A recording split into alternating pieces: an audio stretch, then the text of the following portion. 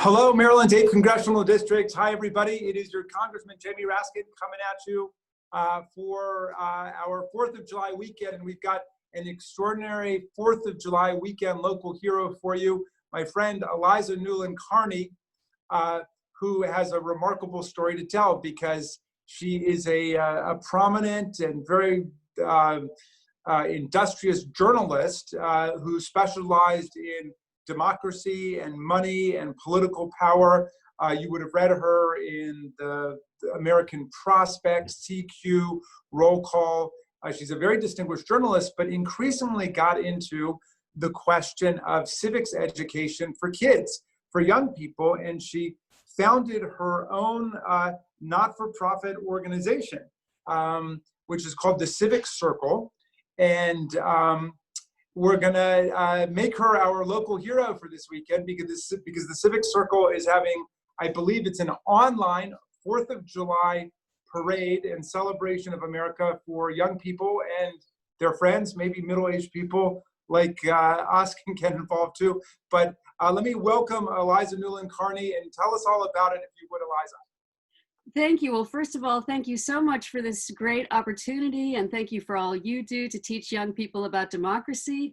And thanks to my wonderful team, my board members, and our teaching artists, and the supporters and volunteers who make this work possible. But on July 4th, we're having a virtual parade and sing-along. We're going to have a kid fun kit to keep the kids busy all day. And also at noon, one of our teaching artists is going to be on something called the Daily Antidote of Song, which is run by two collaborating groups, the Washington Rebels and Carpe Diem Arts. So we're gonna be available to you all day, July 4th, to celebrate virtually. What time does it start? Well, the parade goes live at 9 a.m.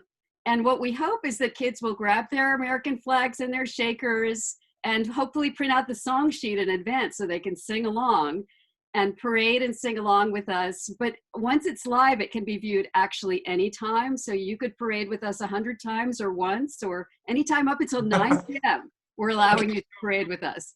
Now, you live in Silver Spring, Eliza, but this is not just for Silver Spring, or it's not even really just for Maryland's 8th District or for Maryland. Anybody can tune in, right? No, absolutely anyone can tune in. We would love it if every kid in the country participated in our remote 4th of July parade and sing along. All right, just a little more detail. How does an online parade work? So basically, we have a beautiful video of one of our teaching artists, Nick Newlin, with his accordion on his beautiful farm in Prince George's County, and he's going to be parading so kids can parade in their living rooms or backyards with him. And then he and another teaching artist, Leah Morris, are going to sing a bilingual version of This Land Is Your Land, and kids can sing along with them. But that's really just to kick off your day, because on our website, we have this entire kid fun kit, which will actually give kids access to multiple songs and activities that celebrate July 4th. So wait, did you say Leah Morris, like the famous singer? The famous Leah Morris. Wow. Oh, geez, I'm definitely gonna have to tune into this. That's amazing. All right, well, tell us what this is part of. What is the Civic Circle all about, and how did you get into that? I mean, you were like a famous journalist, like on TV all the time, and you write books and articles, and so how did you go in this direction? So after 30 years of being a democracy writer, I basically sat down one day and realized that this was my biggest passion, is civic engagement and civic life. And I really was ready for a kind of shift in focus out of the daily grind of journalism, which has faced multiple challenges as an industry over recent decades and recent years, and especially recent months, even weeks. We've seen big changes and challenges. A lot of assaults on reporters in the streets. We just had a hearing about that. Yes, yes. A little known fact about me is that I've been a children's singer and songwriter on the side for all this time. And so this project, the Civic Circle, this nonprofit venture, grows out of my passion for journalism, my passion for kids, my passion for music, and it's my way to get the next generation ready to speak and have a voice in democracy. Wow. Well, do you have more activities planned for this summer after the 4th of July online parade and the attendant events? Yes, we have a couple of workshops that we're offering. One is with Montgomery Housing Project and the other is with Carpe Diem Arts. kids can sign up for the Carpe Diem Arts one, which is open to anyone, and the information on that is available on our website as well. That one is called Singing for Democracy. And a lot of what we do is we use story and song to teach kids what we call 7 steps to democracy. And these are the civic skills and dispositions that we believe that all kids should have, or really all people should have. And they include respectful listening, which is listen, media literacy, which is learn, voting, which is choose. And these specific workshops are introducing kids to the idea that music has historically played a role in social justice and in political advocacy and activism, and that they too can write their own songs and sing their own songs as an expression of the change they would like to see in the world. You know, Eliza, a lot of people may be skeptical of talking to kids about everything that's going on with the violence, the brutality, the plague. There's so much negative energy in the public space. I can imagine some people saying, I want to shield my kids from all of that, and you want to introduce them to that. How do you respond to that?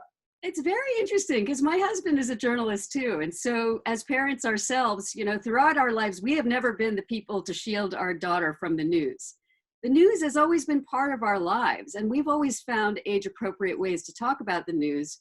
In general, I feel that information is empowering. More information is better.